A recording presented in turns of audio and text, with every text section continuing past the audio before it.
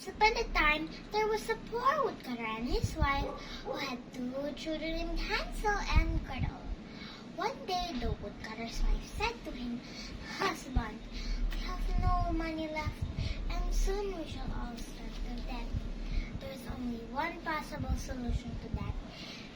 Take the children to the forest and leave them there. Perhaps they could live off eating the wild berries." The next day, with a heavy heart, the woodcutter led his children into the forest. As they were walking, Hansel crumbled up a piece of bread so that he and his sister could follow it back home. Deep in the forest, the woodcutter told his children to rest while he was working. The forest grew dark, but their father never returned. The frightened children fell asleep. The next day they woke up, ready to follow Hansel's trail of breadcrumbs. But the birds had eaten everyone. They got lost.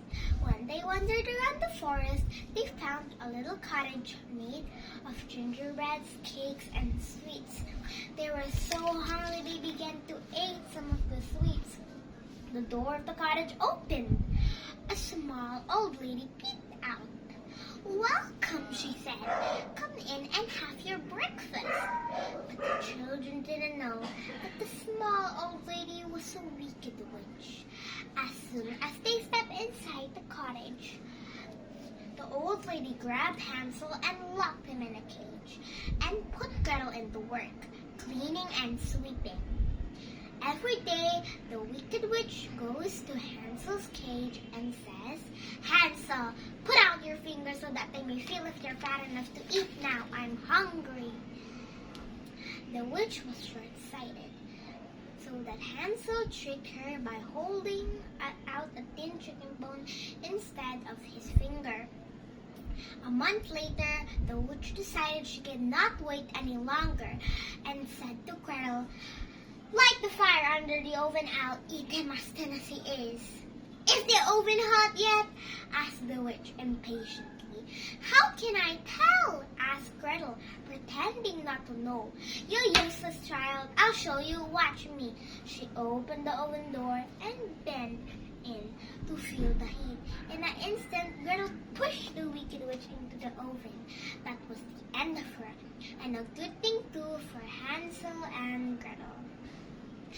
Gretel found the witch's keys and hurried to unlock Hansel's cage. "Hooray! We're free!" cried Hansel. Gretel said, Let's help ourselves to fill the sack with the wicked witch's treasure." So they filled the sack with gold and precious stones.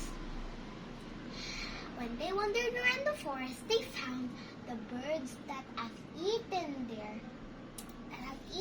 their breadcrumbs. The birds that have eaten their breadcrumbs helped them to lead the way back home. The woodcutter and his wife was overjoyed to see their children again. The wicked witch's treasure made them rich and never starved from hunger ever again.